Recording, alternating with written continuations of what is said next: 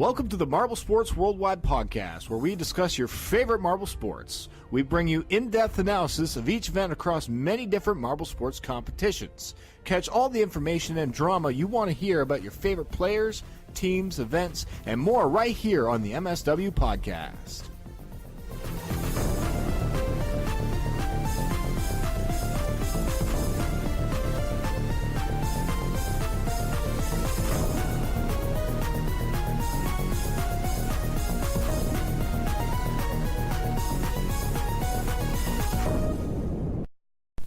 Hello everybody, welcome to the Marble Sports Worldwide podcast. My name is Brendan, and I am just very excited, as usual, to bring you this episode today. Not only because the Green Ducks are absolutely 100% killing it, they sit in first place right now, they are just doing so well, but also I have a guest on today. I'm going to have a very exciting guest on. We're going to get to meet him very shortly, and it's going to be a great discussion. He is into marble sports. He is very knowledgeable about marble sports. And as you could guess, I am also very into marble sports. So this is going to be a very fun discussion. The one thing I'm going to mention first off here is that Event 8 is not going to be covered in the discussion part of the podcast. I'm hoping that something groundbreaking doesn't happen in Event 8, that you guys have to then wait another week and a half before that is discussed. But, we're recording this right before Event 8, this intro here, and the discussion, the guesting. But the news segment is going to be after Event 8. So if you want to hear the general news about Event 8, you're going to hear it there, if you want that update. But the actual analysis, in-depth discussion, should there be one necessary, we're covering that. It would be the next podcast. Obviously, if there's something really important there or in any event, please write in. Please let me know. You can write in many ways. You have the MSW podcast email. You have Instagram, MSW_podcast. There's so many ways to write in. Join the Discord to get involved. I'd love to hear from you guys. I want this podcast to talk about what you guys want to talk about. And we're trying to keep this as exciting and entertaining as possible. So definitely let me know on that. But we won't be covering Event 8 in the analysis, though I think the topics we'll be covering are very exciting.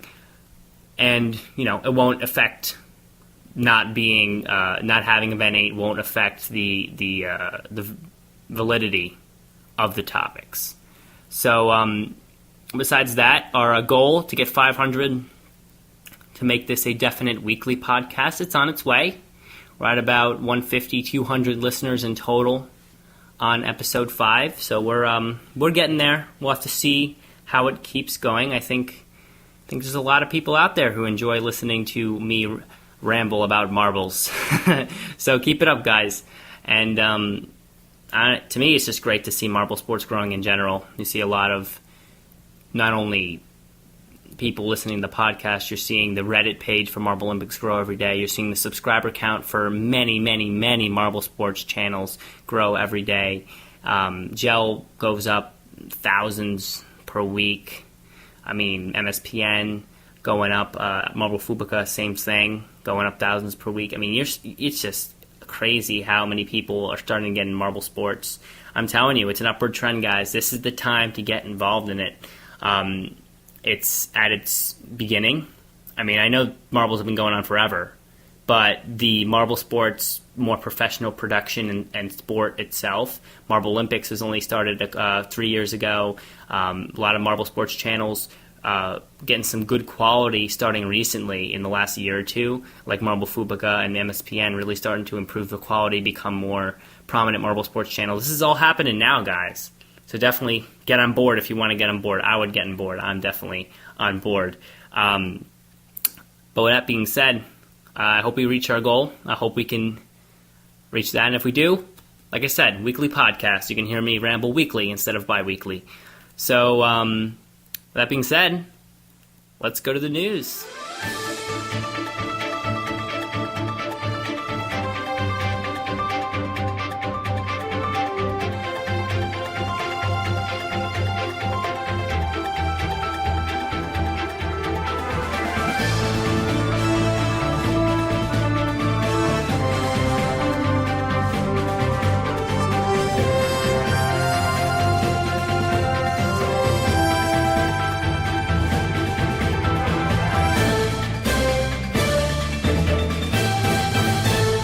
Hello Marble Sports fans, I'm John Wood here with the Marble Sports Worldwide News.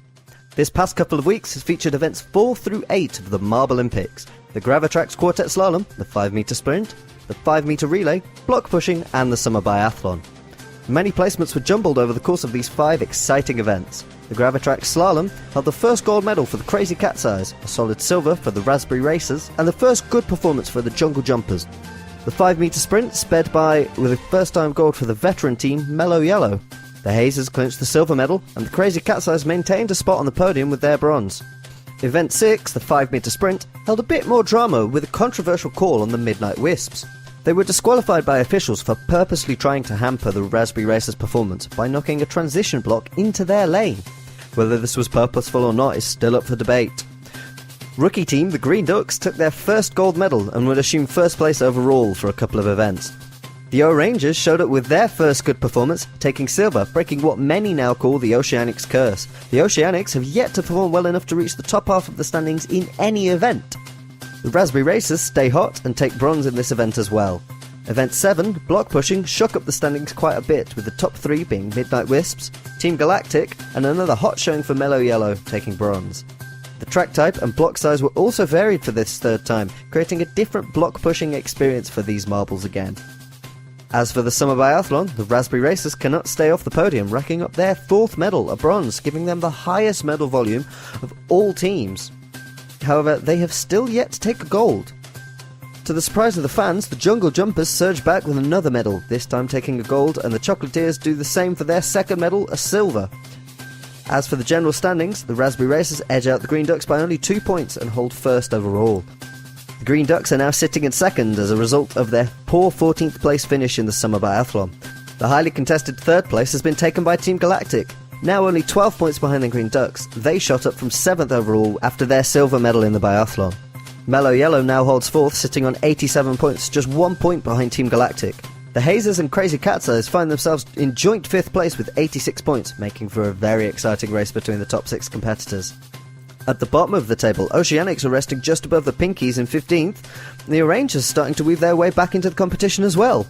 The Marble Olympics is at its halfway point with Event 9, the hurdles, coming up this Friday, and the fantasy team picking is open again for round 4. That's all for this week's news, and now back to Brendan with the Marble Sports Worldwide podcast.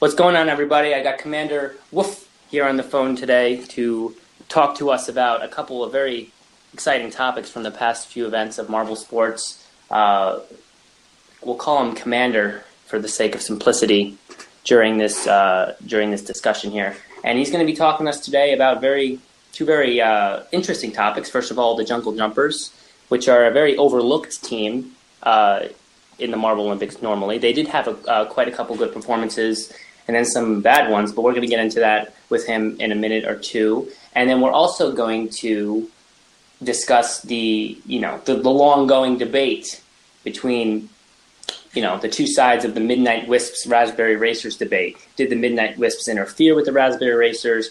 Did they not? Should there have been a restart? Should there not have been a restart? There should have been a disqualification of the Midnight Wisps. All back and forth there. We're going to discuss that as well. But first, let's hear from background on him. So, how you doing today, Commander? I'm doing good. Thanks for having me. You're welcome. It's nice to have you on the podcast, hear the opinions of the fans here. So, first of all, I want to know, how'd you get into Marble Sports? How you were involved in it today? It would be good to hear some of that. So, I believe it was roughly around my maybe mid to early teens where I started watching marble racing videos on YouTube, and for a long time it was just the standard Algadoo races of people putting the copyright free music over it, and after a while I started to realize that it was kind of just the same thing over and over again, and there wasn't really much uniqueness to any of them, and so I kind of dropped away. But then I'd say around 2018, around mid 2018, Gel's first it was late 2017 actually.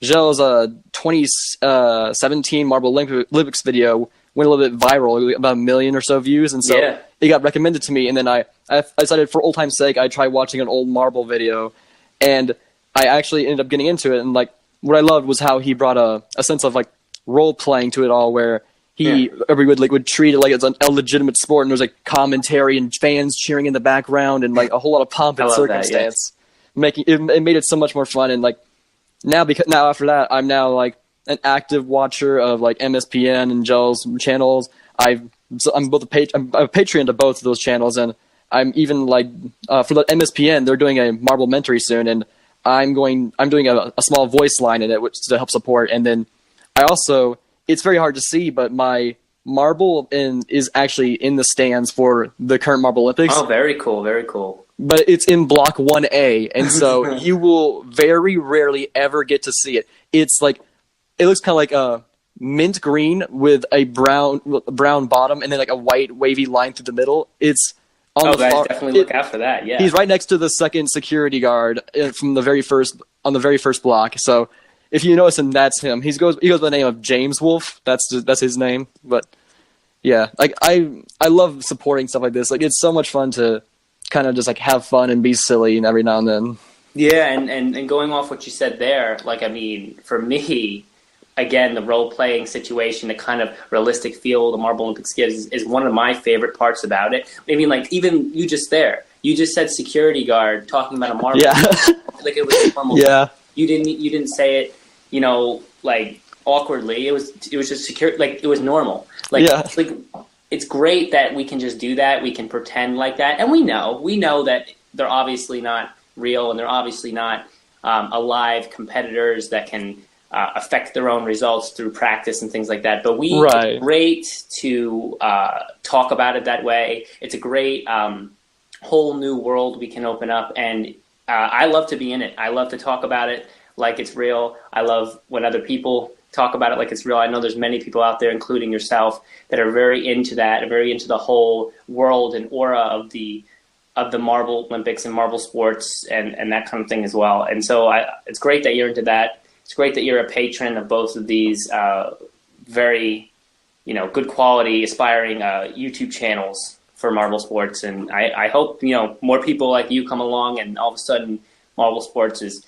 getting to the millions of fans. And maybe even, I've always thought it would be amazing if there would be like a little convention, a worldwide convention where all the marble sports fans could come together and talk, just as like be a great cultural experience. It would be fun. Maybe Joe could do a live marble sports thing there. That would be the coolest thing. That would certainly be interesting. Like you could have like the people coming to the panel to actually like provide cheering, like actual cheering for the marbles. Yeah, absolutely. Yeah, you could like, you literally would have people around as fans, around marbles that are fans, around actual marbles competing, which that would be a great, awesome, fun thing that you could do. And obviously that'll probably be a few years down the road, but with the way the channels have been exponentially growing, I think it's a large possibility. It is very surprising, legitimately. Like every now and then you'll see like the marble racing channels from back in the day. Like they always have that one video that went viral for whatever reason, has like 1 million views, but the other ones have like 1,000, and like they have like maybe like 1,000 or so subscribers at most. But Gel's channel specifically has skyrocketed. Like it's ridiculous. Absolutely. Like has he reached his original subscriber count yet? He has not. I think. I wonder why that is. Either that people subscribed and then lost interest or haven't had time to really come back in interest, or people don't realize that there's two channels because they only really watch the videos but don't know all the news. Right, and so like they probably didn't realize that he accidentally deleted his old channel, and so now they don't know what to do. Yeah, they're probably like, oh, I don't even know. And as long as they see the video they want to watch, they'll be okay with it. I mean, it's just amazing how they grow. And to speak to your point again about these channels growing, and like what you said before, like the channels with only 1,000 subscribers, and they'll have 1,000 views on like videos, and then all of a sudden one of them will get like 3 million, and then everything else will be like 1K. I actually know a channel and have worked with a channel like that. There's a channel out there called TY Domino Guy. You guys can go check that out. He's pretty good. He's an aspiring marble race creator, and it's just, to me, crazy what's going on with this channel. First of all, if you go to his videos and you look at his viewer count, you have a lot of 1 to 10K views of like people who are loyal watchers every time. Then he has like a couple videos that are literally like 3 million views, crazy amount. You're talking a lot there, and then you have a few that are like 300,000, 500,000. I actually did commentary for one that's like 450,000 right now. Like, so he's like huge range of watchers. It depends on the video, I guess. But yeah, I just pulled his channel. His highest viewed video is 15 million. That is ridiculous. That's literally high. Do you know that's literally higher than anything Gel has done? And obviously, compare the qualities. We know which one has the better quality there. Gel's top is about 8 million. And to see that channel get 15 million on one random video, and then most of them are like 1K, to me, that's incredible. And what also is incredible is how quickly his subscriber count goes up. When I started working for him, he was at 70,000 subscribers. If you look now, he's at like 110, upwards of 120, right now? Yeah, it's 112 right now. 112. And I mean, his content, I'm not going to say it's bad, because it's not bad. But like compared to Gel, obviously you're going to, there's a big content quality gap between him and Gel's marble runs, as for most marble channels. But I mean, to see him go from 70,000 to 110,000, 40,000 jump in literally the last month and a half, that's crazy to me. People seem to be so sucked in by the marble racing in general.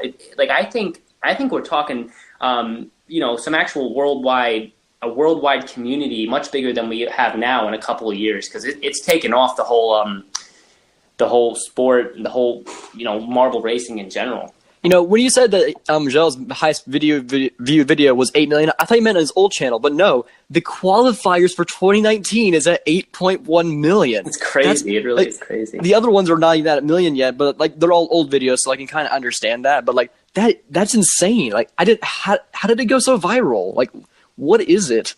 I don't know. And like, if you look at the videos now compared to take the 8.1 million out and then just look at the past ones, you're seeing a higher consistent retention and view rate on those videos. You're talking mostly in the 300,000 to 600,000 on the ML 2019.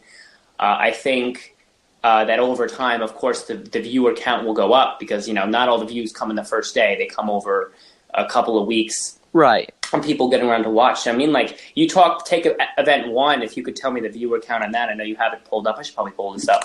But, I mean, I think it's pretty high, right? The total viewer count, like on average?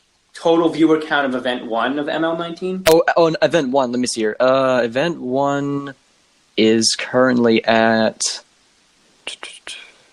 Let's see. Let's go back to this chronological mode. That'll be easier to find. Okay, it says event 1 is currently at 365,000. That is a lot.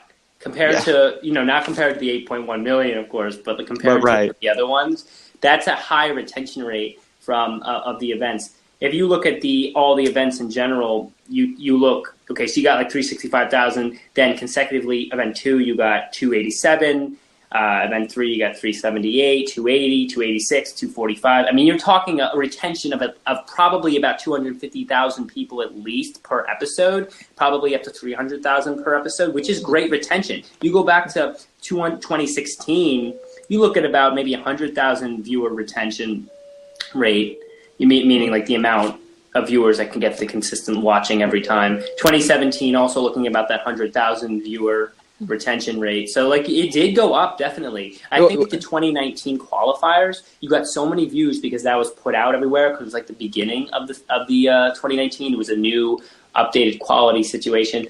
And right. It was the first new video on the channel, I think, or one of the first new ones that people hadn't seen before. Right. So that's why it got so many views. And then you retained 200,000 to 300,000 more viewers than you used to have from that, which is not bad. That would be about, of the people who watch, you're talking about, what would be 5%, 10% of all the people who watch the qualifiers actually stayed and continue to watch per episode these next ones. I mean, that's not bad. So each year, you take each year, 2020, 2021, you're talking mid to mid 2020s, you're going to be doing really well. Gel obviously is the forefront of this push for marble sports, as he has the highest consistent viewer rate. You have some other channels like Marble Fubica has 100,000 retention rate around, but like he has one that like randomly has like 15 million as well, I think. Right.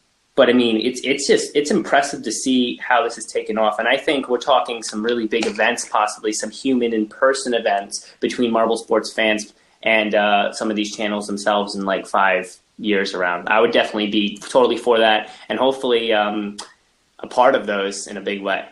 Yeah, and I don't know what the age analytics are specifically, but if the 2019 teasers anything go by, like there's actually a surprisingly large amount of viewers who are like late teens or even young adults, and like the fact that they're willing to watch a marble race for like 20 like 9 to 10 minutes onto such a wide scale is ridiculous. It's not like a bunch of kids like just watching and sitting like with their iPhones turned on. Right. Like, it's a bunch of people who are legitimately taking their time to watch these things.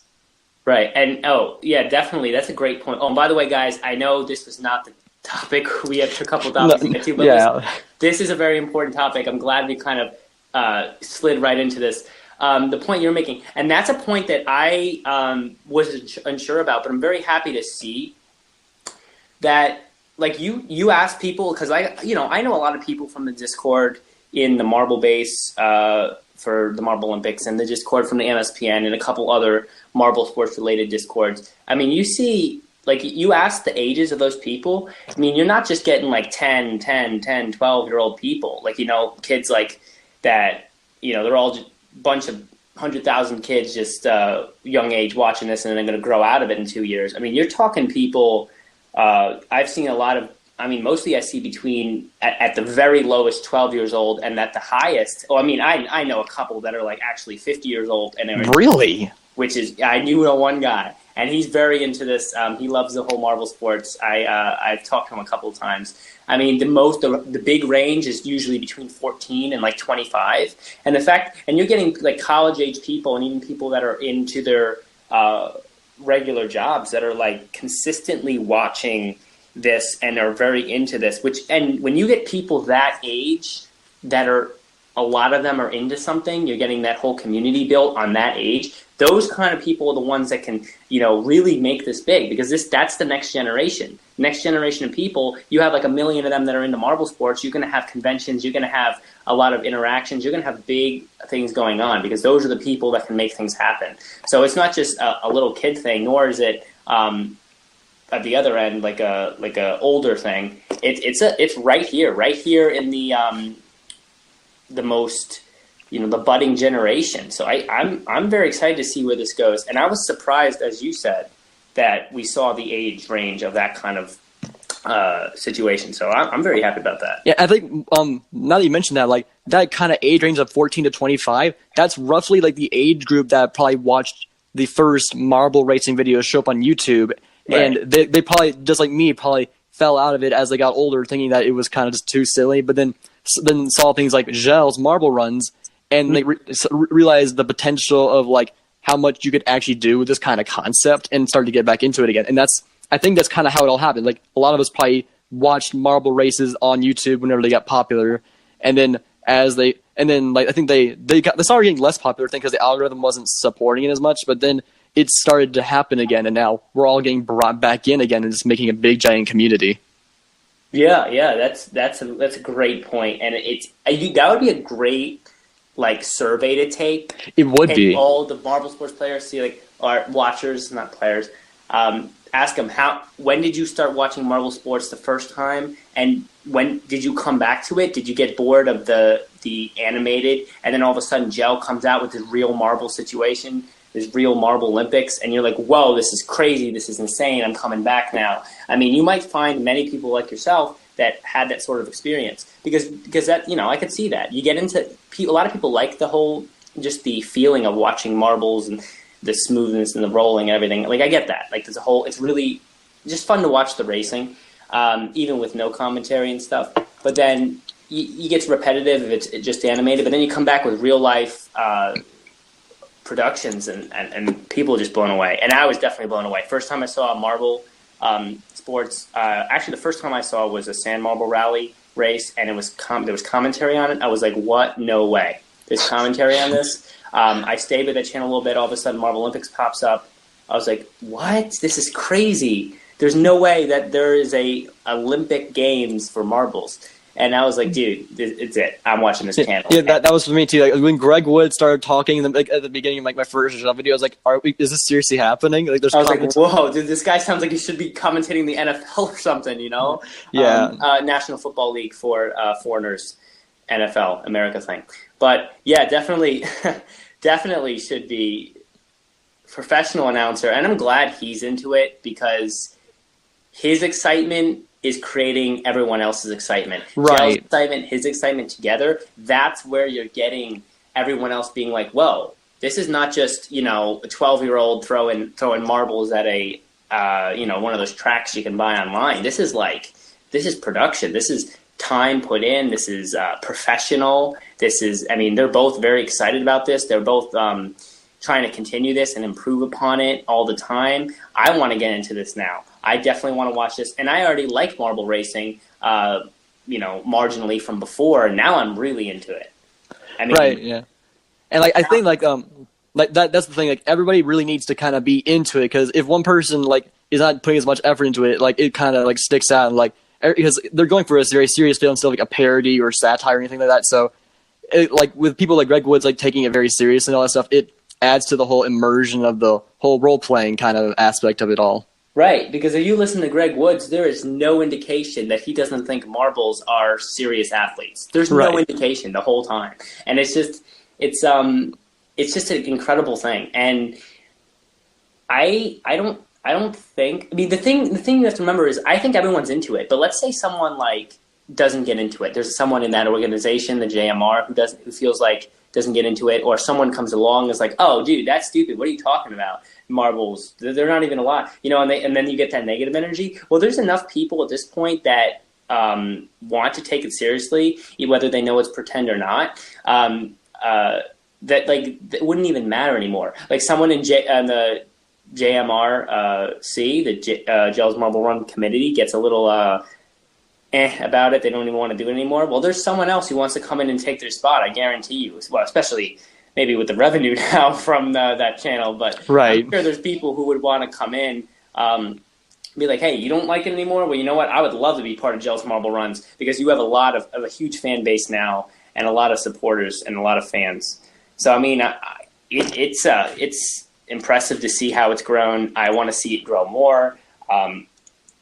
It's just amazing. It's amazing that I can sit here and talk with someone, not even from my state. Where are you from again? Did I ask you this? No, you didn't, but I'm from Texas. From Texas. That's thousands of miles from me. 2,000, 3,000 maybe, probably 2,000. And I can just sit here and talk to them about Marble Olympics, marble sports, and it's just an awesome thing that I can do that. So I'm still I'm open to where this can go. And I hope you guys too. If you guys ever want to do anything, you ever want to meet up, huge marble sports convention, I don't know, reach out to Gel. Maybe he was down with that. I'm sure in a couple of years he definitely will want to do that. So always be trying to get involved. You never know where this can go. And for in general, this is one of those things that has an upward trend. This is definitely going somewhere. It's definitely going to go, before it goes down in popularity, it's definitely going to go up first. We're on the upward trend right now. So this is the time to get involved. This is the time to get interested. This is the time to become a huge Gel fan, because it's going to be going up for a while. So with that being said, we should talk about the jungle jumpers. Yeah, let's get back into character here.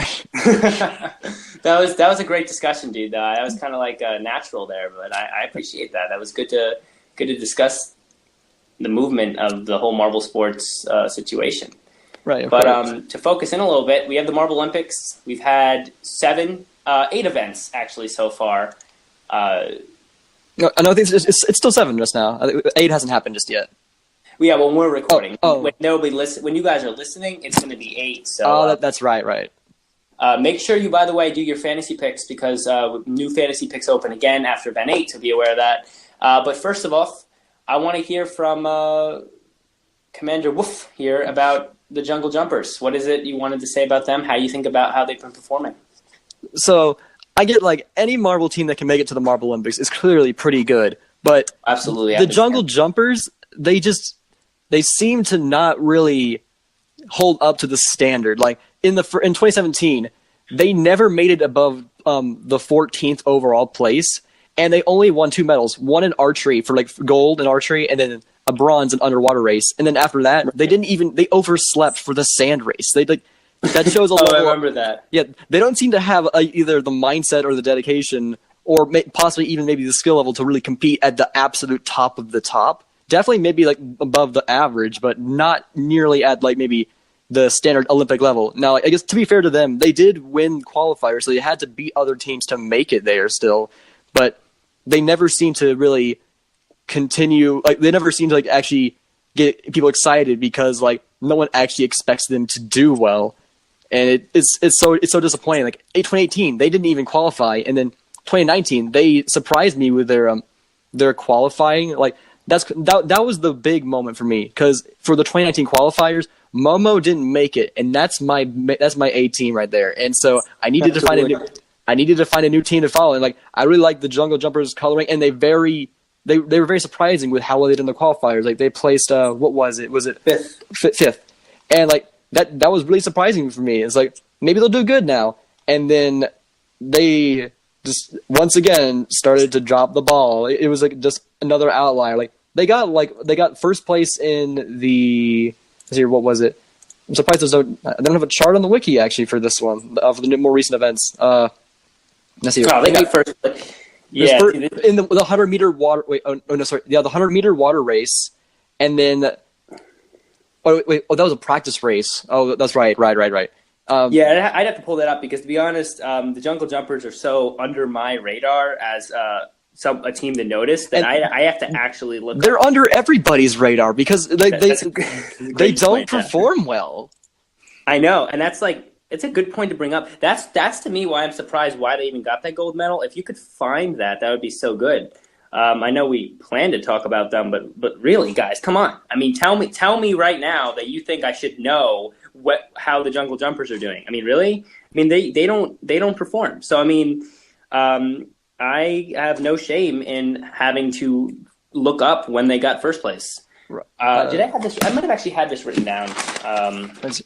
Also, the wiki has conflicting information. So this says that their captain for 2019 is Jump still, but then it also mentions that Tarzan is their coach. And I'm trying to figure out. So is Tarzan actually a thing? Is that a marble? Oh, but the coach and captain are different. I okay. Oh, it's right. Captain's of the players, the leader, as opposed to the coach being that outside marble that is helping to train and encourage the team members. Obviously, she should be a little bit more of that from the Jungle Jumpers. To me, I see a lack of motivation. They always seem to, as they said in the wiki, that they sit comfortably in fifth place. That's the word I love to use. Comfortable seems like how they want to be. They got into the 2019 Marble Olympics. Now they're feeling comfortable. They don't feel like they have to perform. They got 1 gold medal. Now they're we're good now. We got a gold medal. We can just chill here now because that's pretty good. We got that notability, and we're already in the Marble Olympics. Do you think I'm going to try to, put any more sweat into these events? Not really.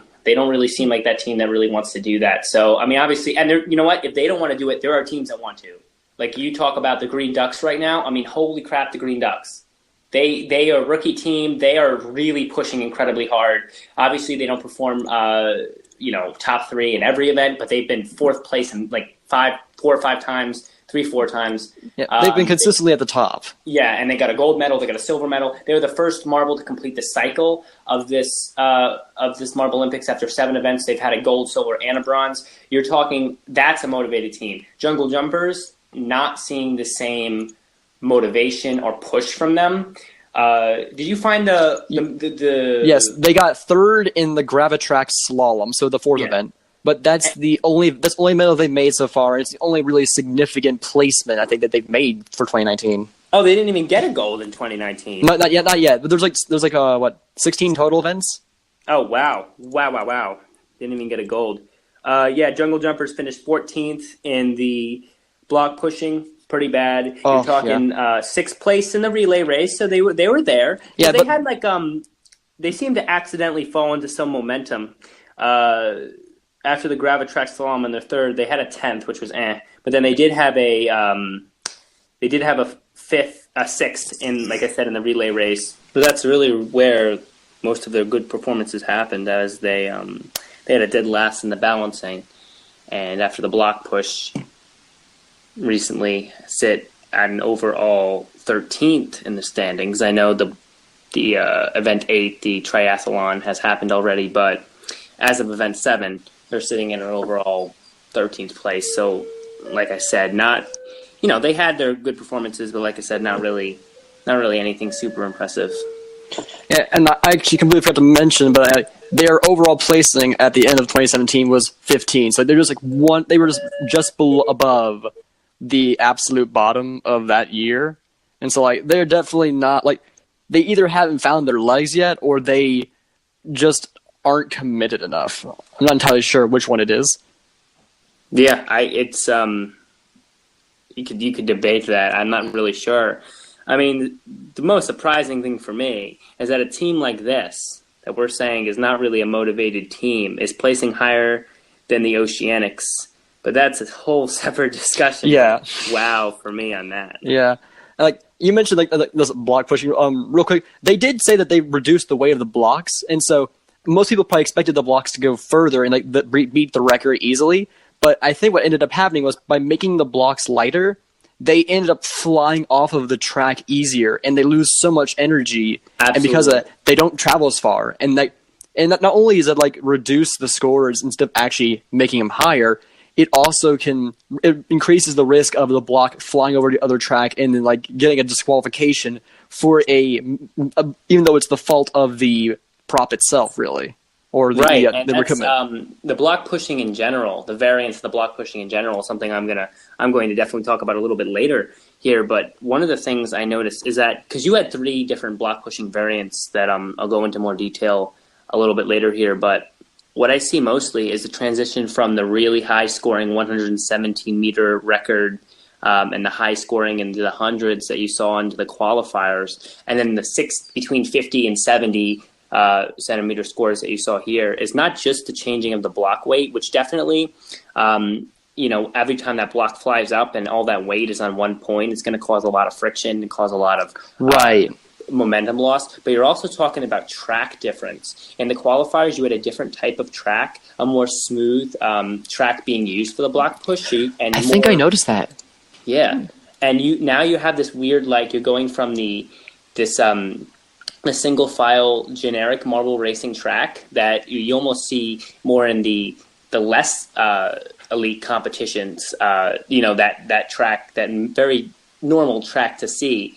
And then you go into the Hubelino track where the block sits, as opposed to using that clear, smoother looking track, more professional even looking track in the qualifiers. So I don't know why they made the change. I know both of those differences, as well as the block weight change and the block size change, definitely was an effect on the event. But I'm still thinking about why they really made that change, to be honest. Yeah, I'm not really sure either. It seems like a very strange change to make. Maybe they thought it would increase the scores and they didn't account for the fact that lower weight meant it could get thrown around more. I'm not entirely sure. Yeah, that's definitely up for discussion. Something I do want to cover, though, because moving on from the Jungle Jumpers here, if you have thoughts on them, definitely please write in, voice message in, because I want to hear how you think. Is there hope for them? Because we got half of the Marvel Olympics left to go here. So That's obviously true. Anything can happen. Even the Oceanics could win 3 golds in a row and change it. Obviously unlikely, but possible. I do want to move on to the more hot topic here. The situation in that event 6, the 5-meter relay, with the Raspberry Racers and the Midnight Wisps. What was going on there?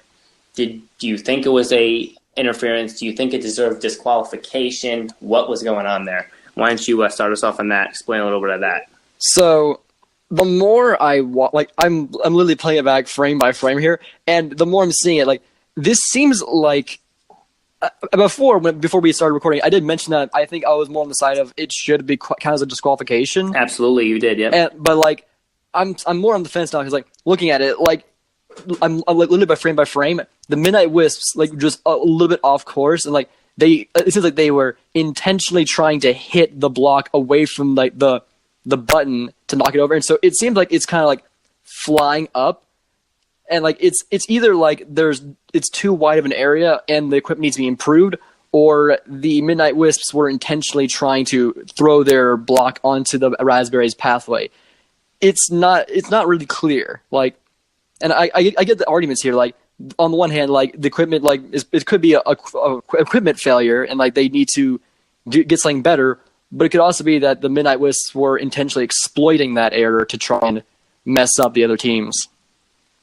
Yeah, very possible. And I'm pulling up the clip right now as you speak. Do you have the time clip? Yes, the replay slow mo version is at 2:4. Is like 2:13. I think it's like 2:13 to 2:14. And that's where I'll definitely pull that up. But I remember from what I saw, 2:13 to 2:16. Oh, 2:16. All right, I'm pulling that up here. To me, what it looked like, and it's hard to see because obviously the marbles are moving so fast, and I don't. Did they really give a slow-mo view of that? They do get a slow-mo. It is slow-mo. It's not zoomed in though, but it is slow-mo, and you can change the play speed if you need to. Right, and to me it just seems like they were kind of just clumsy on their end. Like they were coming into the block, they were all motivated, they were trying to push as hard as they could to continue the race, and they happened to knock into that block, and it seemed like the block itself, because like the relay transition block, I like to call it, you have the block part and then you have that actual transition stick where you push on it and it helps the next marble around. To me it looked like more they were pushing that forward, like it got pushed forward into the next marble and then kind of hit off the next marble and moved to the side, as opposed to trying to push it to the side itself and knock the Raspberry Racers. I'm looking at the slow-mo here now, so I'll get a good view. Right, and like I do get that argument, but like it could be like I think that they should improve the equipment for at least next year. But like for this instance, I think like maybe the disqualification was still necessary because it's showing the other teams that they need to be careful and like be precise with like how they're transitioning, because they could end up ruining someone else's run, even if it was by accident. And so like I can see why a disqualification would be necessary to try to send that message, and it can maybe tell them other marbles that they need to really work on their precision and aim, I suppose. See, that's a great point, and that's where the two sides come, because I do disagree on that. I looked at this clip here, and if you look at the clip, I'm looking at the slow motion clip here of the actual transition where the relay block and stick kind of came apart. I don't see any point in which that block or that relay stick was in the Raspberry Racer side. That's where I'm very confused as to... If you look closely, so it's at let's see here. It's at... I'm gonna look again here just to be sure, but to me, okay. So at 2:17, there's a split second where you can see it, but there's also a freeze frame after the replay at 2:37. The block is clearly in their trackway. So here's where I'm coming from in this. All right, let me go back here one more time to 2:08, because like this is just, to me, it's not okay. So I'm looking at this clip. If you're not looking at this clip, you need to go look at this clip. Okay, so first of all, off the hit, the contact between the transition block and the Midnight Wisps marble, I don't know which marble it was, the initial movement was not towards the Raspberry Racer's lane. I see a forward movement, almost like the momentum of the Midnight Wisp marble was so great that he powered through and almost lifted that transition block off where it was supposed to be. Then, well, he did. Like it's like if you look at it, it's completely so at 2:37, there's a freeze frame. It's completely moved onto another section of the track. Like it's the next section of the track's elevated to keep the blocks from flying off like that, and he managed to push it completely off of it into the next section and then into the Raspberry's lane. But that's not the full block. And when you look at the clip, the Raspberry Racers were already in front of the Midnight Wisps at the collision with that transition block. So Right, but the Midnight? Yeah. Sorry, I'll let you finish. Go ahead. So that is true. Like looking at it, that when they both hit the block at the same time, and so they probably thought that maybe they could get it onto them before they made it pass. But because he put so much force in hitting the block instead of the transition button, the Midnight Wisps marble ended up going slower and then everybody else. So it was basically a huge the way it looks like if they were trying to cheat intentionally, it was a horrible decision, not just from a ethical standpoint, but also but from a logical one, because it just ended up even if they managed to obstruct the Raspberry Racers, their marble would not be able to catch up to the Pinkies or the Mellow Yellows after that. Absolutely, it's a great point. So from it's Pinkies or Snowballs? I'm sorry, it's Pinkies, right? There's a Pinkies. With Pinkies and Mellow Yellow, two teams that also Mellow Yellow is starting to improve a lot this year, but Pinkies still you're talking Oceanics level play from them. But when I'm looking here, I see the freeze frame. I see there's a part of the block that is over the white line into the Raspberry Racers lane. But look at the clip. Raspberry Racers were past the Midnight Wisps when this even happened. How could the Midnight Wisps obstruct the Raspberry Racers when the Raspberry Racers weren't even there to begin with? They were already in front of them. That'd be like trying to, block an animal from leaving a pen when the animal was already out. I mean that's where I'm at here. It looks like just. To me, it would be very illogical and insensible for a team such the status and the intelligence of the Midnight Wisps to try to block a marble that was not even there to begin with, as well as slow themselves down to push them into the other lane. And I know that they have to go by rules. So rules, however they write the rules, might say, okay, if this happens, you have to disqualify because you can't assume that it was an accident. You can't assume because you have to have rules set out. I'm saying, though, if you really look here, not a lot of that block is in the Raspberry Racers lane. There was after they were gone. You're seeing the transition block. You're seeing it mostly move forward from the time it was dislodged. I would really blame the Gel's marble runs as the organization itself and the equipment they set up. That's who I would put most of the blame on. Obviously the Midnight Wisp has already taken a 4th place. I don't see why we need to disqualify them and give them that automatic 16th place in this event, because it seems to me that they weren't really trying to do this. They were just trying to race as fast as they can. And I get it, but in the rulebook it does say attempted obstruction. Even if it doesn't succeed, it's still grounds for disqualification. And there is somewhat of a motive technically for looking at the stats for this event. The Raspberry Racers had 2 silvers already, and Midnight Wisps haven't won a single medal. So even though they were they're a top tier team, they won last year, if I'm not mistaken, right? They were the winners, right? Yeah, Midnight Wisps great push last year to win. Yep. So I guess maybe they felt threatened, and so that you can use that as an argument to say that that's why they would do it.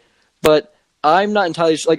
I am definitely agreeing with you here. It's not an easy distinction. It's very possible that they were trying to do it, but maybe it was an accident. And this is something that maybe MSPN could do. They could try to interview them to get their side of the story. I would love to hear a. That would be very.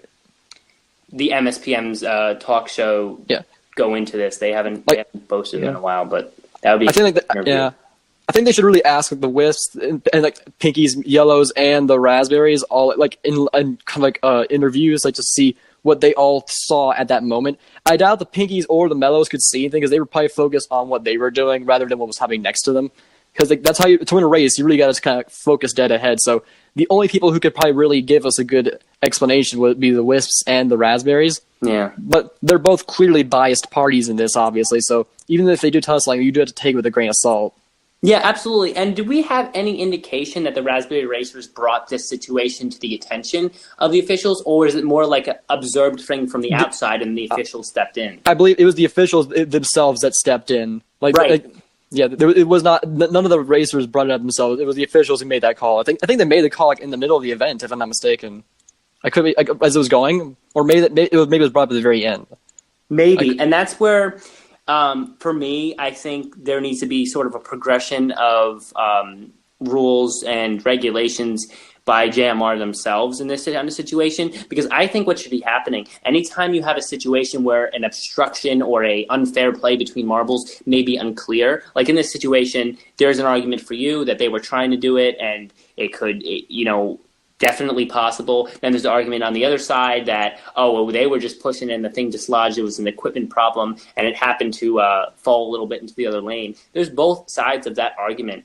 But I think when you face that in the actual event and you actually are deciding whether a marble is disqualified or not, you need to they should have been talking and addressing the marbles themselves. Or I think there really should be a rule that unless a team brings it up themselves, it should really, unless it was really blatant, if the other team does not bring it up, it should probably not be pursued. Because, if the Raspberry Racers didn't feel at all affected by the fact that they were supposedly obstructed, then why create drama for many marbles when the marbles don't want drama themselves? So I think there should be a look into the tweaking of the regulations in talking about obstructions and things like that.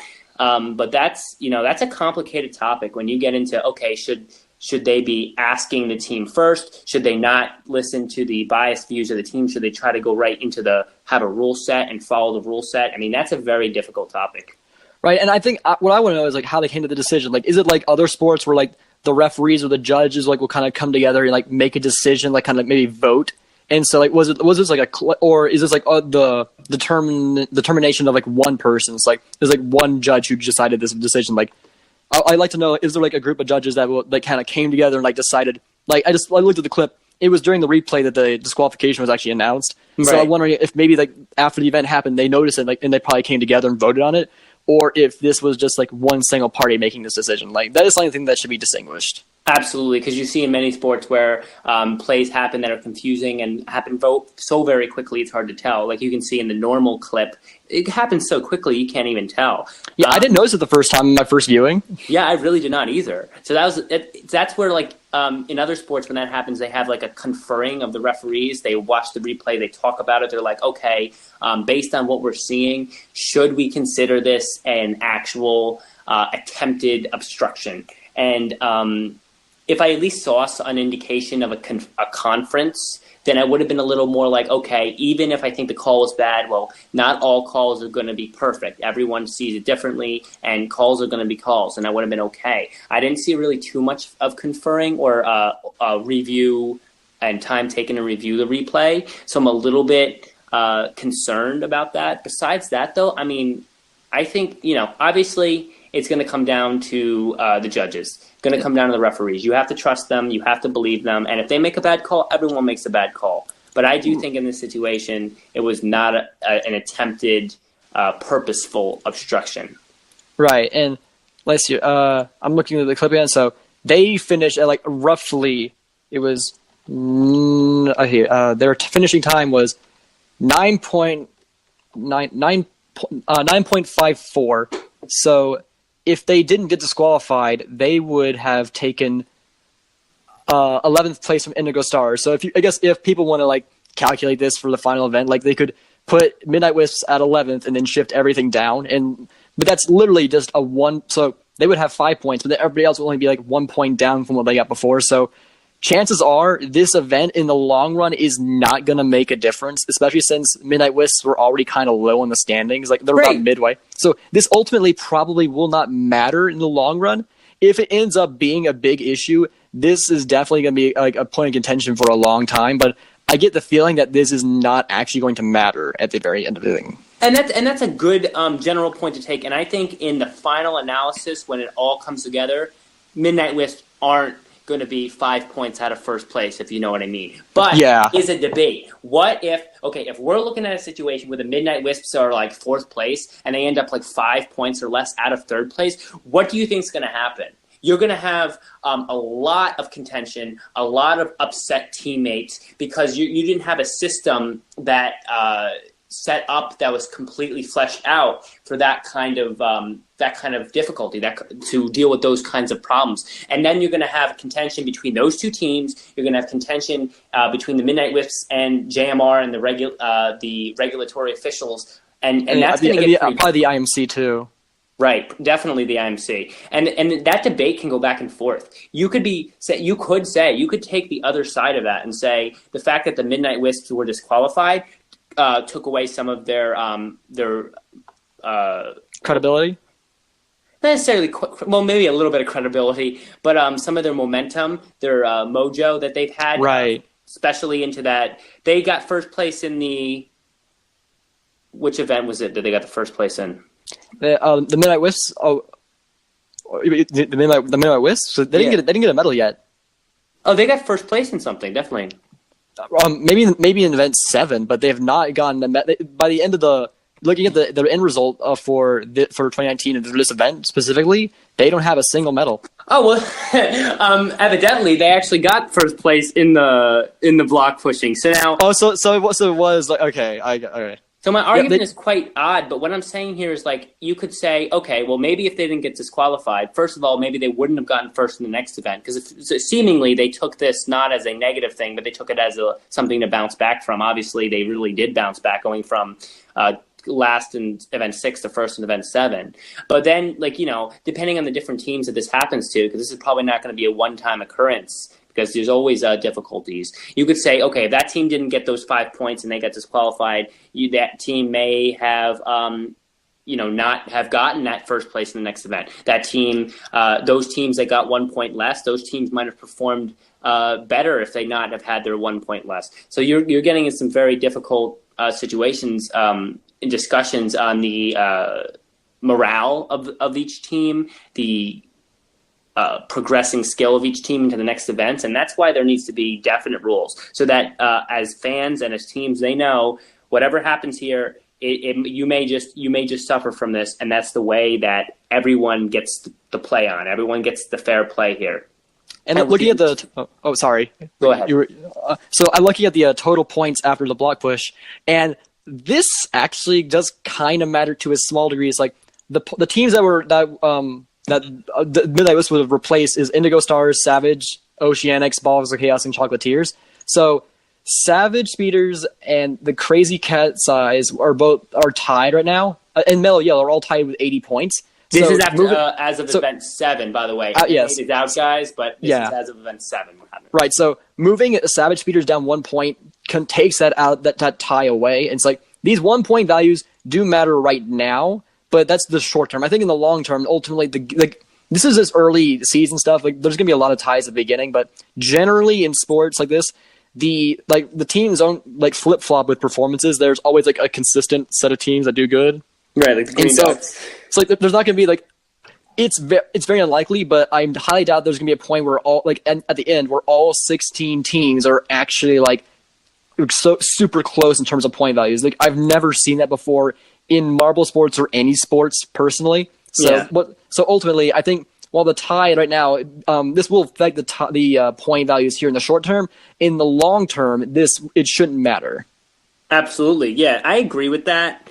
And though it would affect the standings right now, definitely, which always affects team morale and things like that in a small way, I would say that overall, the 5 points is not going to really make an effect. Midnight Wisps are not going to all of a sudden finish in top 3 all of a sudden because they had 5 extra points. Right. But it's just it's just a general thing. It needs to be fleshed out. It needs to be made a constant that can be recognized by everyone. Everyone needs to know, okay, this is what happens when this kind of thing happens. We don't have to be guessing how this is going to go.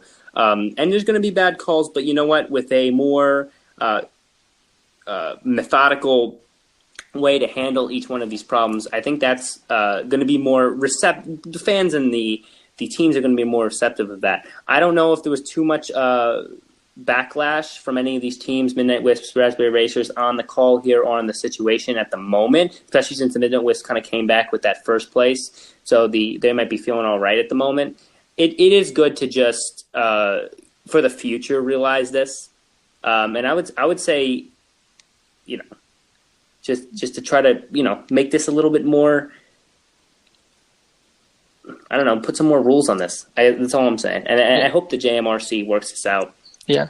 And But- I can definitely tell you that the Oceanics are happy because they are tied with Pinkies at the end of Event 7, so they were literally 1 point away from being, without question, the worst team for this season. So they can still Happy say that, hey, relative term here. we're tied, so we're technically still not confirmed to be the worst this season.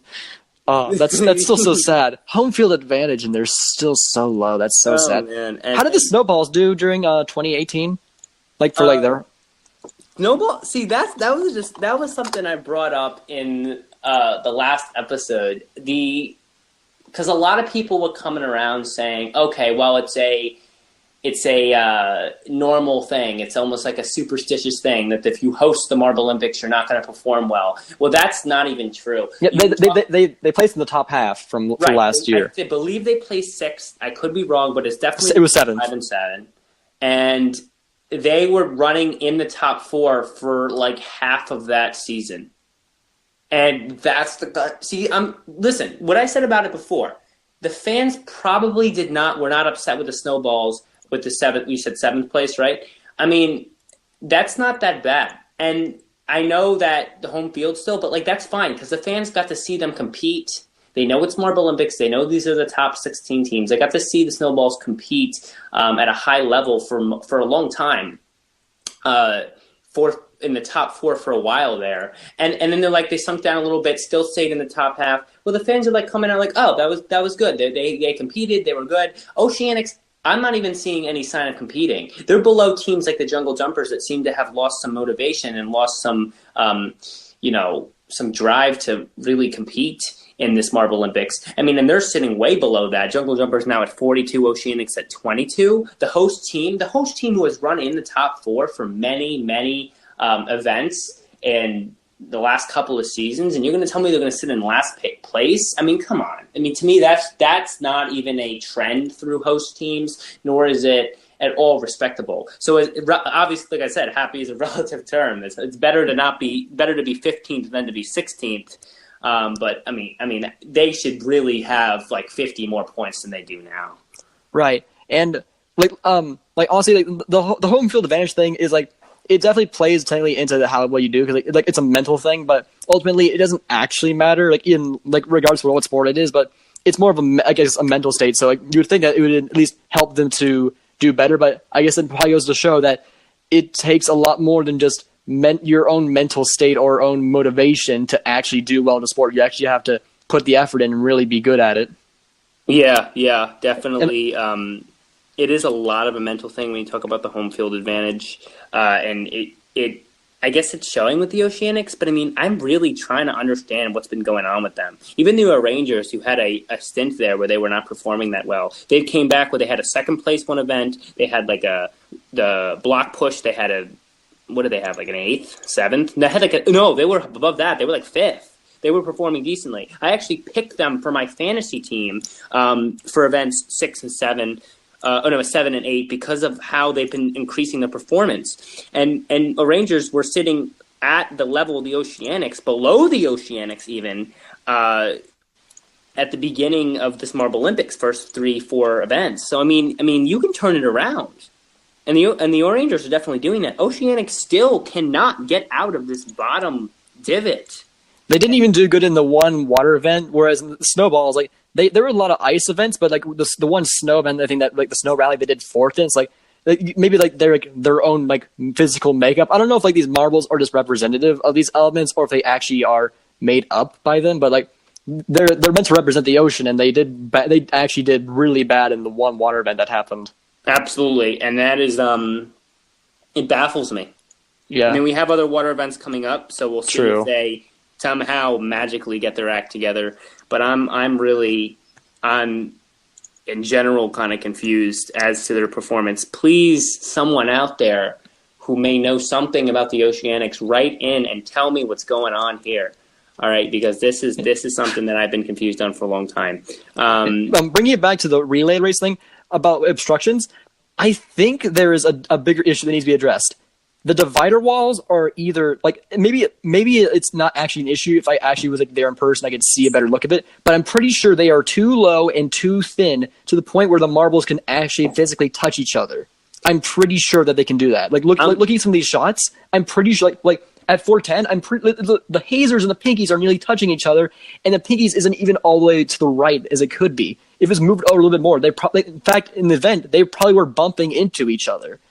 Actually, yeah. If you look at the divider walls, they're not wide enough and they're not tall enough that if one side of the marble was on, like if the mellow yellow was already on all the way on the left and the pinkies were all the way on the right, they would touch each other.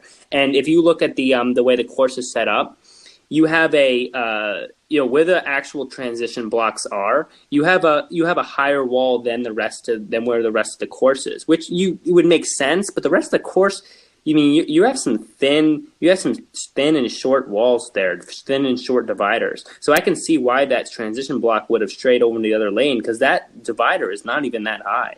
And while I think that it depends on what you're really looking to have here during these this relay, if you want there to be a component of a possible collision between marbles when going down, then of course, and then you're doing fine. But I don't know if that's really what they're going for. So I would wonder as to what they're looking at there, and if they should be thinking about changing that. To be honest, and I wonder like would it be considered obstruction if there was clear evidence of marbles constantly hitting each other down the track, or would the judges let that go? Would they let that go? It's I'm not sure. It didn't come up in the video, obviously, so there's probably no way to know for certain. But I want to know, is that considered obstruction, or it would definitely probably be considered fighting? They're fighting each other on the way down, Yeah, it depends on how they view collisions during the relay if they're between marbles. I don't know. There's no rules on that, but I figure it wouldn't be encouraged in the relay. That's my thought. Because if that is considered obstruction, then then the whole Midnight Wisps thing can technically probably have more argument for being an intentional obstruction, because he's veering really close to the Raspberry Racers. Looking at frame by frame, they never actually did manage to make contact, but it's such a sudden turn. It looks like he maybe was trying to intentionally try and bump into the Raspberry Racers to make it lose the momentum, so it wouldn't have as smooth of a start at the start. Yeah, and then you're back there, and I understand that. Yeah. That's so difficult. And that's a distinction that I think the judges need to make. Definitely. And that's a difficult topic, because then you have to ask, okay, was that marble just bouncing between the two walls because it was losing control and it's very difficult to stay straight in the relay, or was it trying to hit the marble next to it? And then you're off on another tangent that's really, it's a good discussion. I mean, I don't know. It's very hard when these marbles are moving so fast to really tell where they're trying to head. And that's why I think there should be more, higher walls, more, implanted transition blocks to keep the marbles from hitting into each other and causing those disturbances. But, while you're having those possible difficulties, you need to be able to have rules set out to definitely make decisions on them. Now, I'm looking at the walls. These are made of styrofoam, and to kind of once again drop the whole character thing, I think it was designed specifically this way in order to try and encourage maybe drama to happen in the event, to make it more exciting from a YouTube perspective, possibly. To have them jump hitting the wall, because it's styrofoam, so they could jump or break it really easily and jump over it. And so I think in this season specifically, Gel has tried to add in more drama stuff from either fans interfering or from the team, specifically this season, the teams themselves creating drama. In 2017, there was a lot of or it was 2017 or 2018, there was a lot of fabricated fan interference. But those were really good. Yeah, I did like that. I really enjoy. But here, it's trying to encourage more intentional. It might be an intentional decision so that there would be more potential for a marble to either launch the block or launch itself into someone else's track and try and create that drama and tension and stuff. And I'm definitely all for that, but at the same time, to a certain degree, it might need to, you might want to pull it back a bit, because while I am liking the whole role playing of actual drama being in there, I feel it should be something that happens on its own rather than trying to increase the chances of it happening, because it can then result in certain marbles not instance here, the Wisp being disqualified. This probably wouldn't have, if the wall was taller, the block wouldn't have flown out.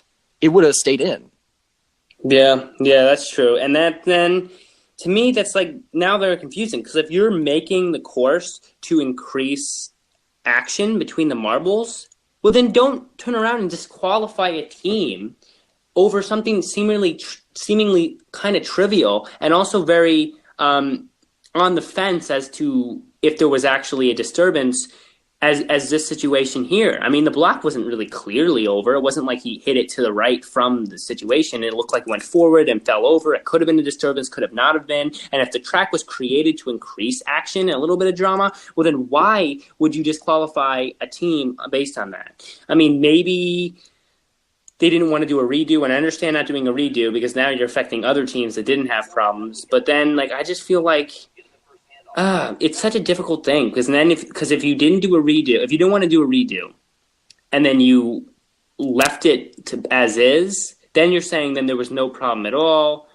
But if you don't leave it as is, and you disqualify them, then you're saying, do they deserve to be disqualified? But if you do a redo, then they're saying, really, you're going to affect all those other teams and do a redo. Right. That's a precedent for how they would have to be handled in the future. And I think maybe that's the other thing. They're trying to make sure that in the event that this happens again, they don't want to excuse someone who was trying to intentionally screw someone up. So they're showing that they are going to be very strict about this. And even if there is it's potentially not intentional, they are going to still get you for it. So that way to further discourage even the most discreet sort of cheating at all. Yeah, absolutely. And it's just, it gets more confusing as you discuss it, if you know what I mean. Yeah. But so, trying to discuss it from a more meta and real life perspective is has its own aspects to it that are kind of interesting to figure out. Yeah, you take different dimensions and angles on it that you almost confuse yourself. It's a topic, and that's what I hope JMR releases more definite rules and maybe a statement based on the situation later that can kind of clear this up for the fans, and hopefully this will fizzle out. But yeah, because we said it before, we know that it's all very silly watching marbles race, but the reason why it's also so fun is because it truly is random chance. So even even if you get upset your team's failing, you can kind of smile or laugh about it afterwards because you realize what you're getting upset over is ridiculous. But when there's so much discrepancy between how much interference from the creator in the actual results of the event, it can start to take away from that fun for some people because it's no longer absolutely just random chance, and it's potentially not being unfair to other teams, and so you can't really be okay with your team losing anymore because they probably might not have lost if it wasn't for that interference. Yeah, and then you start to get some emotions of the fans, right? Actual legitimate people upset, not pretend upset, actually upset. Yeah. I mean, to be honest, the bigger this becomes, the more fans of specific teams are going to get more upset when they see disqualifications based on obstructions, because this is an argument that let's say this happens 3 years down the road. So now Gel's channel has 2 million subscribers, you know what I'm saying? That kind of stuff. Right. Then you have people, big fan bases for every team, even the Limers. The Limers. But I forgot about them. You have this happen. Then fans who are now they have money betting on this. Money betting. Oh, I forgot about that. They have fantasy leagues on this. Now you're talking people with money on the line, with points, at least for fantasy on the line, what people get kind of upset about sometimes. Yeah. Now you're talking, you better not have... That's true. That is true. I completely forgot about that. Set of rules out so that they know if this happens, what are the actual rules? What are the preset rules so that I cannot be upset or shouldn't be upset based on this happening? Or most of the time, you're not going to have actual angry people. I lost money on this because you disqualified them, and I don't even think they should have been disqualified. Or things like that. And that's where... eventually I think the JMRC will release and take effect more set rules. But that's definitely, as this becomes a bigger thing and an event, sport where there's going to be more on the line for each event, you have to keep it as fair as you could ever keep it. And that's probably the big idea discussion that this event situation here with the Midnight Wisps brings up, and by the way, that's a great discussion. For pretty much ever, and that's been my biggest point of contention for myself is how much do I care about drama to make this show, the video more interesting over ensuring that every single team has as much of a chance to succeed as possible. Because like some of these obstruction, like some of these the fabricated drama and stuff, like while it like even in the past, like some of them have they've been this major, I guess, but like this one's not really fabricated. That's going a bit too far, but like sometimes like the drama like maybe affected event like resulting in a race having to be redone. Now I'm sure like the redone race was done first, and so to like avoid like people complaining about that. But like to a certain degree, I feel like it's a debate over whether or not you want to watch the marble races more for drama and entertainment, or like emulating real life sports more and more over the teams having equal chances to win. Yeah, that depends on where the majority of your viewers are going. If 90% of your viewers are watching for entertainment and they are sending in messages like, "Oh, there should be more fan interference, there should be more random that kind of stuff, random disqualifications," then Gel's faced with, okay, do I want to please these people, or do I want to make sure that the people are spending real money on teams are not upset? To me, that's something that kind of solves itself, because the more strict and methodical the rules themselves get, the more situations you have like this. Because then, as the rules tighten up, then every time there's a little bit of a discrepancy, then there can be a discussion and a drama and between players and between fans and between the teams themselves. That's the biggest difference. Oh, sorry. Like that's the biggest difference with Gel's marble runs, like versus like the Algodoot racers. Like in Algodoot races, like if a marble got stuck or it glitched out of the map, a person can like pause it and like get the marble loose and like let the team let it keep going, so like everybody has a fair chance to win.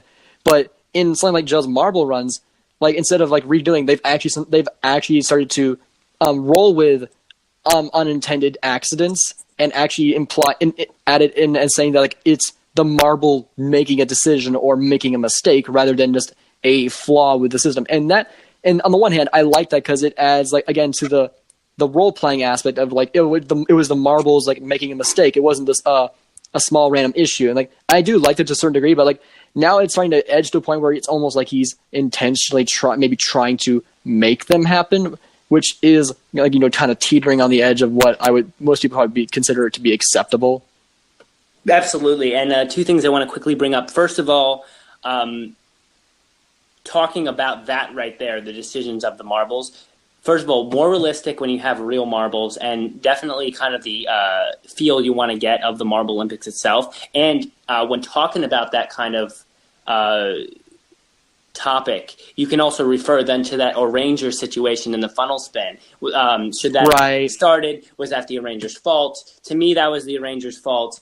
Debate on that as well. The other thing I want to say from this that I kind of just forgot, but oh my God, can this come back to me? Damn. Literally just forgot that. So I guess that was the one thing I could say on that. But definitely, oh yeah. So there was discussion in the Discord of the marble base. It was not like a accusatory discussion or a debate. It was more just a regular discussion about, does Gel redo races to get certain results, or does he just let it go? Right. And that's been around since marble racing started. Like people would always make claims like that when their team wasn't winning. Right, and absolutely. And that was a good discussion, and the result that came from that, first of all, since that one of the people who helped create Marble Olympics admins and was that Discord and was a part of that discussion, and the fact what came from the discussion is she's like, no, they do it one time and whatever happens, and then when things that happen weird like the Midnight Wisps or the Rangers, those are just the stories that come up from the event and become the drama. And it's been more solidified that this is the case by the fact that the live streams of the events have begun. Like, for example, I popped into a live stream real quick, not for long, I didn't actually see much, where Gel was doing the Hubalino Maze Race, which is coming event 9 or 10, I think. And so So they have the live streams of the events now. So they're saying, okay, look, we're only doing it once, and you can see us live only doing it once. So we're trying to make sure we keep it very random. And when things happen like that, that's going to be the drama. But then you have to go on past that and say, okay, when that happens, do I need to make every little thing a drama, or can some things have to stay kind of as accidents, so that we're not actually jeopardizing people who are betting on marbles with real money and their winnings, because we made something that was an accident, and even from the clip looks more like an accident, into something that causes a disqualification. Yeah, and thinking about that, I'm pretty sure the whole wall height and width thing is more or less like an unintentional thing. I think it was more of an oversight. I'm pretty sure Gel is so committed to this. I doubt that he would intentionally try to run the risk of real life getting people actually upset.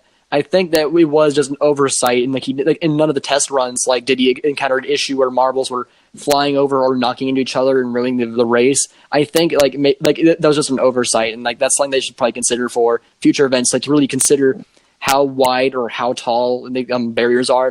If they want them to actually bump into each other, and that's perfectly fine, but they should probably make that more obvious. Absolutely, and I think those will be fleshed out as he hears, hopefully, podcasts like this and discussions like this that discuss all the ins and outs of it. Now, there's one last thing. Oh, sorry. There's one thing that the whole gambling thing I completely forgot. Is there a limit to how much you're allowed to bet with that system that they have? I'm not sure. I can't do it. I think you have to be not in America, in Europe area. You have to be in Europe. I think so. I can't even check it then. What video was it that was mentioned on? I don't know. In the Reddit, it's mentioned, and there's a link to it. I see. Let me see if I can pull up that Reddit real quick. Marble Olympics gambling. That's the most said that. That's one of the most ridiculous thing I've ever heard. One of my friends that's not 100% into Marble Olympics, which can't understand that. But yeah. I was like to him, because he thinks poker shares. That's right. He thinks the idea of a Marble Olympics was crazy. He was like, dude, there's no way that's even happening. What the heck is going on? And I was like, I came to him and I was like, did you know now that you can bet real money in the Marble Olympics? He's like, what? And he actually went crazy. He was like, no way that's real. He was like, it's on their homepage, the poker shares. It's the middle icon. I know, it's on poker shares. It's hilarious. Odds to win here 600. There's their point values. Okay, so. Oh, by the way, the Reddit's up to 15,264 amazing fans. It was at 13,000 a couple months ago. So we're seeing a surging of new Marble Olympics fans, even getting involved enough to join the Reddit and even post. So that's also great to see. So the highest, you can see everybody who's bet. The highest betted value is $2.20, and the second one's the same value. So I think people are either smart enough to know that they shouldn't bet. Or wait, actually, is that actually converted from mine, or is that 2.2? Well, that's points, maybe actually. So here, 1,050 euros. How much is that in dollars? What? Wait, yeah. How many? Okay, what's that in dollars? 10,300 euros. 10,003. That's the total betting. I believe so for one person. Euros. Oh Euro, wow. Oh, that's going to be a lot. Converted to dollars. Wow. No, that can't be correct. That cannot. That's got. Wait. Is this for everything, like the whole website, or is that Wait, hold on. Wait, this can't be for just Marble Olympics. There's no. Well, what's the number? $11,000. What? If this is for Marble Olympics, that's $11,000. Wow. There's no way that if that's okay. So it says Scoop 2019. I don't know if that is for this specifically, or if that's just for. Actually, you know what I can do. I can go to another betting list and see what they. So wait, Scoop 20. Oh, yeah, okay. That's a different. I think it's something completely different. Scoop 2019 Poker Stars. Brian Marble. Someone tell me where the hell they get 600 for the odds to win on the balls of chaos. What? You're gonna tell me you're giving the Green Ducks a 4.2 and the Balls of Chaos a 600? Am I reading those odds correctly? I feel like I'm not reading those correctly. I don't know where they're getting their odds because that is definitely not correct. I'm trying Marble Olympics Live.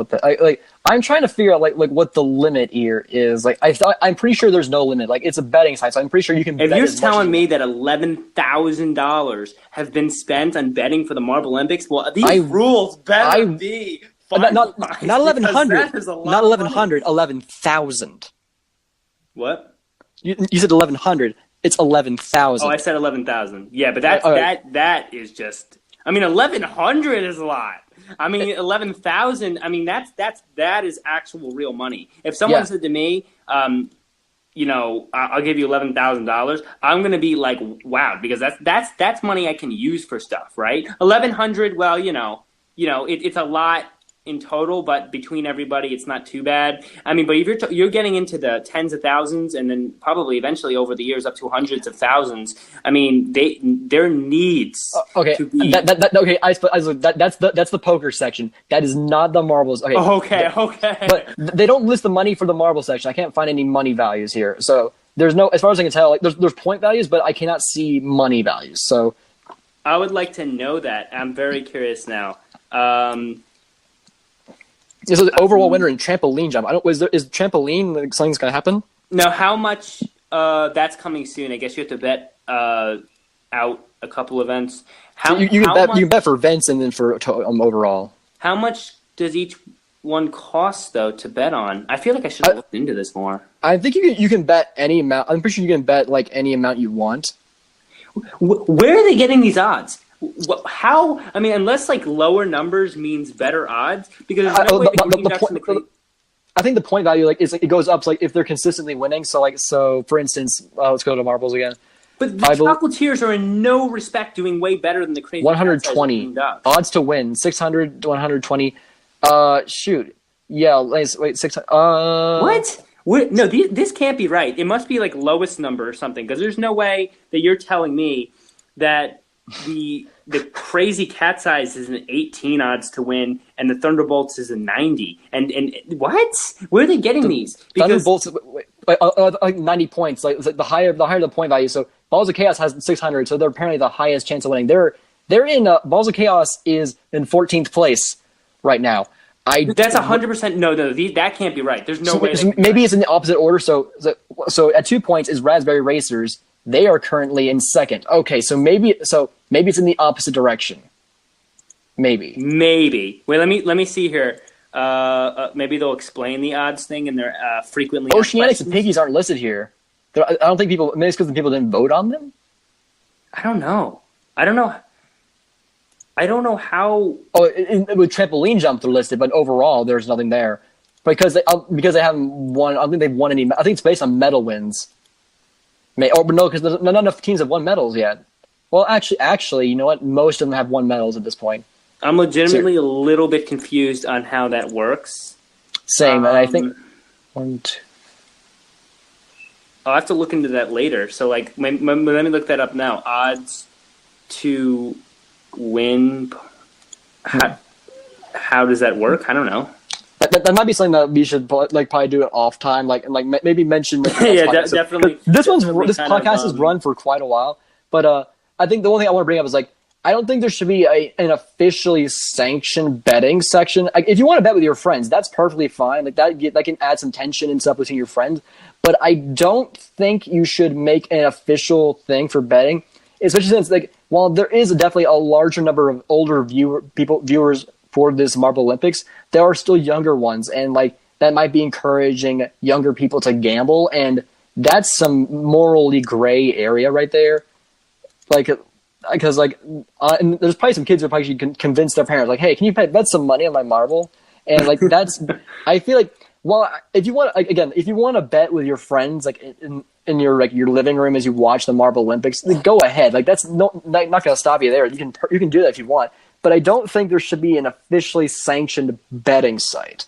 I think at this point there shouldn't be. To a couple years down the road where you really tighten up the regulations on the Marble Olympics, I'm fine with that. Because then it really gets that fan engagement. Also brings in that revenue, but Right. I'm fine with that. I guess it's just how they're doing the odds. I'll have to look into that because there's no way that the Chocolatiers have a way higher chance of winning than the Green Yeah, Ducks. I'm pretty sure it's an opposite. Or I'm looking at it now. I'm pretty sure it's like it's opposite order. Oh, right. Are the odds like? I'm looking up odds. It's kind of a more complicated. I think I get it. It's like so the 600 for Balls of Chaos. It's like 600 to 1. Like you know how like in Star Wars like C3PO is like 6,000. Like the chances of surviving are like 6,000 to 1. So like basically it's like they have a 601 chance of winning. I think that's what it means. So the lower your number. Okay. So Yeah. so you have like for like it was like the Raspberry Racers was like a 2.00. So they had like a 2-in-1 chance to win, and so that's how I think that works. Oh, so like that would mean the Balls of Chaos. The Balls of Chaos have a 601 chance. Situations, Ball of Chaos win one time, but the Raspberry Racers win half the time, and the Green Ducks win a fourth of the time. Okay, that makes a lot more sense. Yeah. Okay. Yeah, I can understand that. Right, so the statistics make sense. It's just that like the whole like morals of like the thing betting on marbles. Like again, like if you're gonna bet on marbles, then like that you can go ahead and do it. Like it's so ridiculous that if you're really willing to put money into it, like that's your decision. Hey, like, and if you win, then it's great. Isn't yeah, it? that's true. But like again, with the fantasy league, like, I never joined it. But like I remember like last year or whatever, like if you won the fantasy league, you would win like a free merchandise. Oh, I'm in the product. fantasy league right now, and I'll tell you what, I'm not doing that bad at all. I'm 13th overall and got first place in round 2. Like, do you win like a free merchandise item? Like that's They like, have at not the end of worked it. out the prizes yet. Oh, okay, I remember that's what it was like. I think for the 2017. So And speaking of fantasy league picks, because we're gonna have to start to wrap up here. We're going a long time, Yeah. and I don't care. It's gonna go long because you know what? This was a great conversation. yeah, 2-hour long Throw this whole podcast thing on. episode. Let's do it. And yeah, this was a great conversation. We covered a lot of very important discussion points. Yeah, had a lot of meta and also in universe like character style discussions, and I like that variance honestly. Like having like some like the in like character debate like between like our characters of like analysis people, and then just us as like viewers and fans like talking about the meta aspects of it all. Right. Yeah, and yeah, I just love it. And you know what? This podcast, I know I had a couple people mention, oh well, why? I know you do the scripted news segment, but then you do a lot of unscripted. What are you doing here? This podcast is a discussion opinion podcast. If I sit here and talk for an hour on one thing on Marble Olympics betting, then I'm going to sit here and do that because it's my podcast, and I am going to sit here and do that. That's up to me, and this is a discussion podcast. If you write into me and tell me please talk about this, then I'll do that. But like this is not a timed and scripted news thing. We have that segment at the beginning for people who want to make sure they hear all the news that's been happening. But the general point of this is just discussion. So when you come on here and you have a great discussion with me and we really get into some of the deeper elements of the Marble Olympics, and marble sports in general, that's really what I'm looking for. And that's great. Yeah, and for just to give you context, like so we discussed like beforehand like what we wanted to talk about, like the specific plot points to talk about. But then, like, we didn't actually script what we said, and like as you probably you could tell from like near the end of this podcast, we brought up things that we didn't actually know we wanted to talk about, like the gambling, and we started talking about that. So like this is really like a whole discussion podcast where there's not really a script or a set of guidelines to follow, really. Yeah, exactly, and I think that defines a podcast. I mean, there's obviously podcasts that are specific and scripted and organized for specific things, but I think a podcast in general is a discussion, a recorded discussion, a discussion where we're just getting out of discussion. The best thoughts often come from just unscripted discussion. When you start to script, then you feel confined, and your best ideas aren't coming out. This is really where I think the progression of fans and ideas of Marble Olympics could one of the places it could start to happen. And obviously we can't talk forever here, so I do want to wrap it up in a minute with a final question. But I think this whole discussion has just been amazing and awesome. And I don't.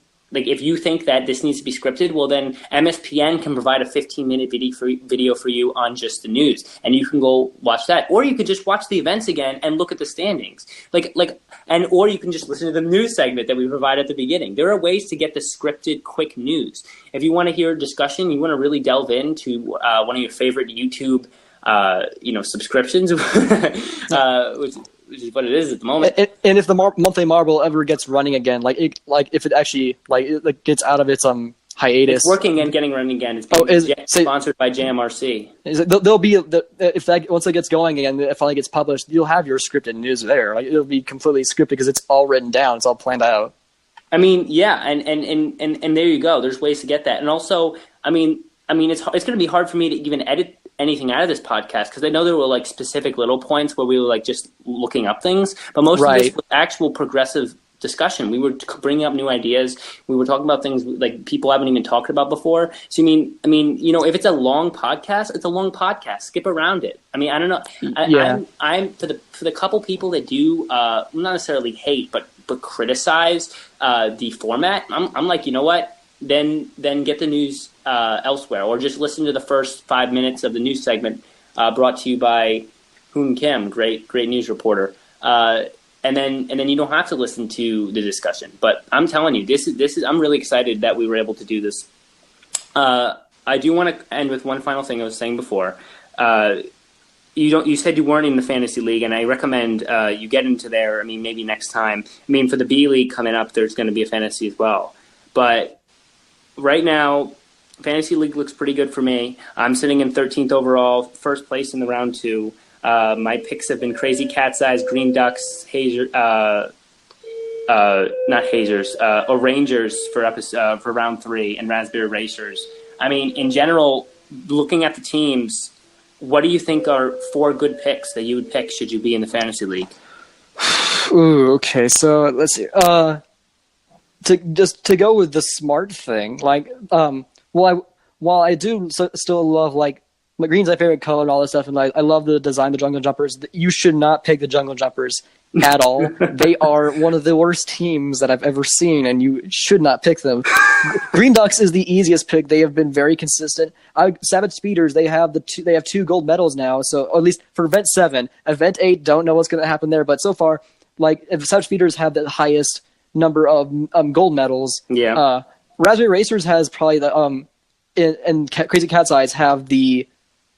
For me, they're most improved beat from the start. They started kind of middle. All of a sudden, you see them run seconds, thirds, even firsts every once in a while. Those are teams I think are going to consistently get better over the progression of the Marble Olympics, and that's why I have them on my picks. Definitely.